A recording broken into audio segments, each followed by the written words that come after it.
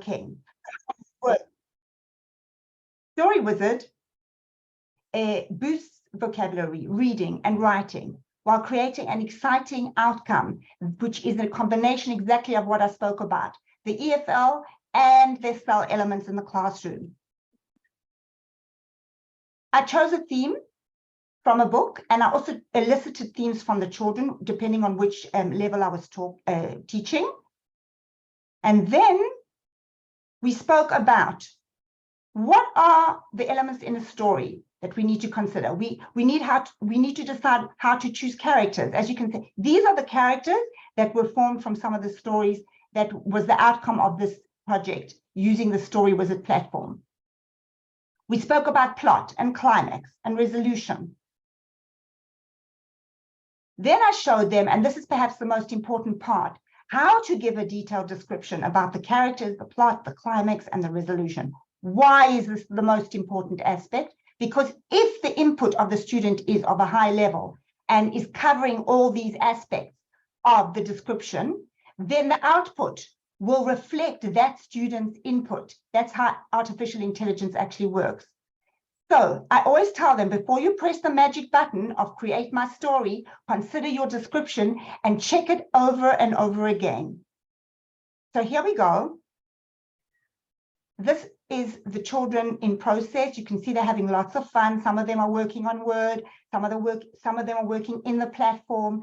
They're looking at their stories, enjoying the outcome. And this was the outcome. Lots of stories, lots of excitement. The children were very willing to present. They learned how to read the stories. And it was just the most wonderful experience. And I sent out a Google form asking the children what they felt after it. And these are some of the things they said. I felt excited to create my own story. I had a feeling of success. It made me feel happy. It was a lot of fun. I would like to create more stories. I couldn't have wanted to get any better feedback than that. And I think that's one of the things that us English teachers strive to achieve in all our lessons, so that the children will come back and want to do the same thing more and better next time. These are some of the stories. I mean, I have many examples, but I just chose different ones. As you can see, there were different themes. One was about a character who was had a father and son relationship. This is this one. Then there's this one, a story about two animals escaping from an animal shelter. And this was where a squirrel was helping a little girl acclimatize to a new classroom. Very different themes, each different stories, each different inputs, so that the output was very different. So to close, I want to say that education is not filling a pail, but the lighting of a fire. And I found this to be true when I used Story Wizard AI, and I highly recommend everybody try it out. They have fantastic new features now, where they even have comprehension questions, and somebody can read the story to them before they actually can present it to class. And you no longer have to do a connection through email. So it's all become very much more user-friendly than when I used it, which is great news. So I am Marlene Saban from the Hebrew Reality School, open to questions. Amazing. You had your 7 productive, fruitful 7 minutes.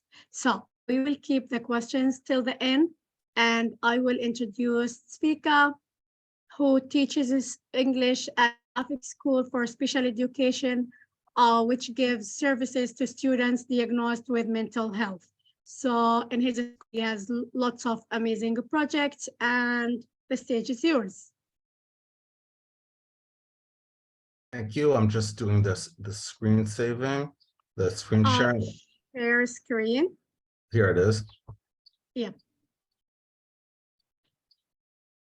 Making English fun and meaningful, making English fun and meaningful, doing what should be done in general education in special education.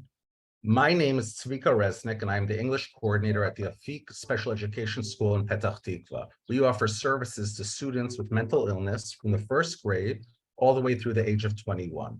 We teach the children how to speak, read, and write in English all the way to bagruts of 3, 4, and 5 points. Every year, we meet our students sit with the management of the school and with counselors in the inspector's office. And we try to come up with strategies and plans on how to best assist our students. An important belief at AFIC is that there's no better therapy than studying, and there's nothing better than studying and succeeding. An integral part of our plan includes differential learning and project-based learning. Differential instruction is a process of tailoring lessons to meet each student's individual interests, needs, and strengths. Teaching this way gives students choice and flexibility in how they learn, and helps teachers learning.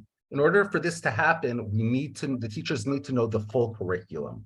Project-based learning, however, is an instructional approach designed to give students the opportunity to develop knowledge and skills through engaging projects set around challenges and problems they may face in the real world, preferably from something they're interested in.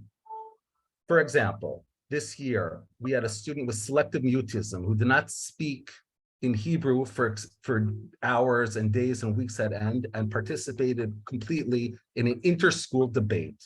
The energy and excitement derived from meeting with general education students pushed her to the point where she completely participated. There was not a dry eye in the house. We participated in the GLOBE project, which teaches science in English. And we had an autistic spectrum student with a tremendous fear of speaking in front of speak in front of his peers in class after he made an identity card of a tree he researched. We had the Young Ambassadors program, where we had a student with several psychiatric diagnoses. He was able to contact the Philippine embassy, and the ambassador of the Philippines actually came to our school with much of his staff. So we established how we do it, the different methodology. Now here are some of the different programs. The Young Ambassadors program, run through the Department of Children's Rights and the Department of Education, offers the children an opportunity to learn the International Convention for Children's Rights, which was a document signed by Israel and the United Nations. Here the students select a country, represent the country, present it on a digital tool, and then research according to the convention how their country implements different clauses.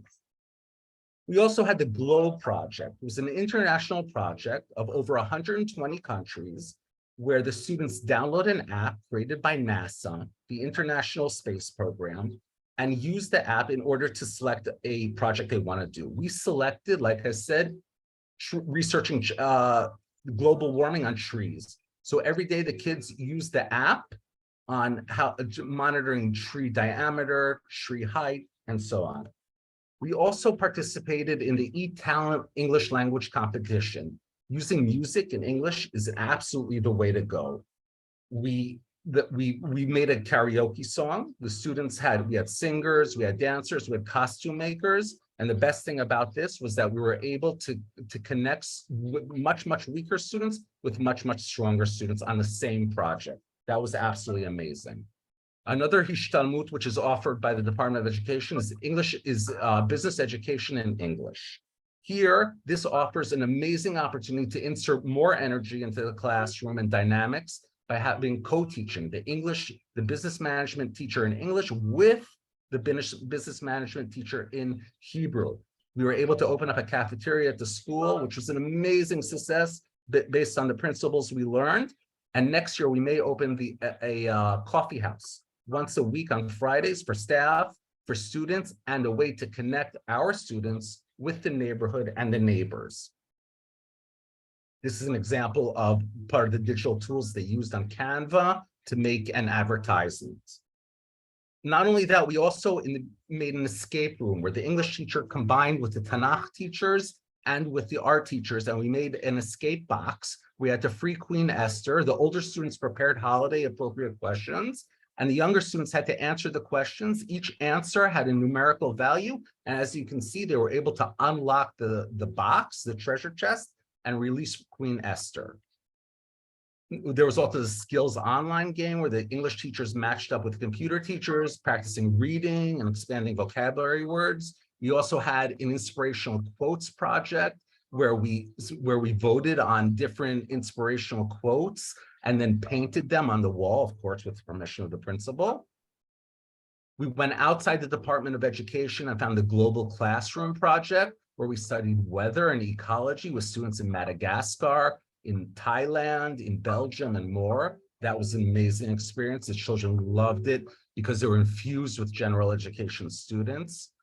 Finally, we found the amazing David Z Foundation, which is an organization which offers English language learning to students who don't speak English, and they teach music, where we create a song from zero. The children write the song, and they make a melody to it, and we're waiting for the big day on June 13th when they come and videotape us, and we can make a YouTube music clip. So in conclusion, I want to sum it up and say that as an English teacher, teaching special education and general education, we need to understand where our students are coming from. We have to accept that. We have to incorporate project-based learning with differential instruction, which is a wonderful combination to increase motivation and make English fun and not dry and boring. In today's day and age, with technology leaping forward at rapid paces, we as teachers need to stay afloat. Especially with artificial intelligence technologies moving forward, we need to know how to use projects as a way to increase motivation in English language learning. Thank you very much. You took an extra seconds, but it's fine. So, do we have any questions? Can you stop sharing, please? Yes. Any questions? I have a question. Go ahead. About incorporating it in your class for real, because we have to manage to teach certain materials, we have to assess our students afterwards. And it sounds very nice and dandy, but when you come, to real life, and you have to manage to teach what you have to teach it. So how do you do it? So that's the differential instruction part, where in the beginning of the year, I have to grasp where my students are in terms of their studies, and I have to understand where they're going in terms of their studies. At that point, I break them into different groups, at least in my head, in the class, not physically. And I open every lesson with a group thing, with a class thing, so that the class will be together. And then as the lesson develops and continues, I break them up into separate groups with different assignments. And that can be with different reading assignments. It can be unsinim. It can be working from the textbook. It can be working on projects. Like all these projects that I talked about, there's some serious reading which has to go on, reading and reading comprehension and vocabulary words from the internet. So I break them into groups, and I do it that way. I hope that was clear as to your question. That was a clear answer. Do you think it's relevant to non-readers? I absolutely think it's 1,000,000% relevant to non-readers, and I'll tell you why. A lot of the problems like we encounter in English language learning are emotional barriers which are developed from our students because they have trouble, especially with different languages. And if they can engage in something which they're interested in, or costume making, for example, for example, with the English language competition where we made a karaoke song and I had students making costumes, clearly the students making the costumes were the weaker students, but they were able to be part of the lesson because they were doing something productive. Of course, this is the beginning of a process where I eventually want them to become, and I expect of myself to be able to recruit them more and more into the lessons, but it's a start. It's a start. The project-based learning is absolutely for very, very difficult, low learners. 1,000,000%. Sorry. Tvika, may I ask, when you talk about you're breaking up the class up into groups, what is the size of your class? So my class can be between 9 and 16 students.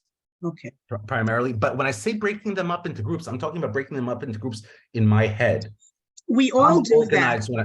I'm not physically 3 people sit here, 4 people sit there, 5 understand people that. sit here. No, Okay, because but if I have a class of 41 pupils and I I've got 2 understand. students and I have 2 students with seeing impairment, 1 with hearing impairment, I have 3 kids sitting on listen, the spectrum. I It's understand. that in a class like that, even though I do break them up and I have the stronger sitting with the weaker, and every child gets some type of an activity for that or some type of a job. Even the weakest kid comes to erase the board for me, and sometimes I play a game with him, erase the A first, erase the Y first. I'm talking about an 8th grade class, but you cannot, you know, this is wonderful. I know it's special education, but these ideas can be implemented to a certain point, even in the classroom. But when you have 41 kids in the I class, understand. Okay, listen, this is not, we're not gonna solve this now. And if you want, you can use the idea. No need to argue I'm not about. arguing. I'm not arguing. no, I was yeah, taking so it. It's for wonderful Tzvika, that he's motivating.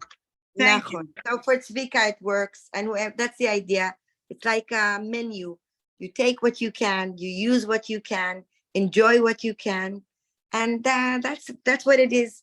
So thank you, Tzvika. Thank you. For this presentation. Maha, do you want to continue? Actually, I have to send them to the main room. because we Absolutely. are You done want to here. send So them if to you the have, raffle. yeah, this is like the most interesting part. Let's go there. And thank you everyone for being Thank you here. for joining. Have any question, just use the Padlet to write your questions. The links are in chat and on the main page. So have a lovely evening and let's go to the raffle section. Yep.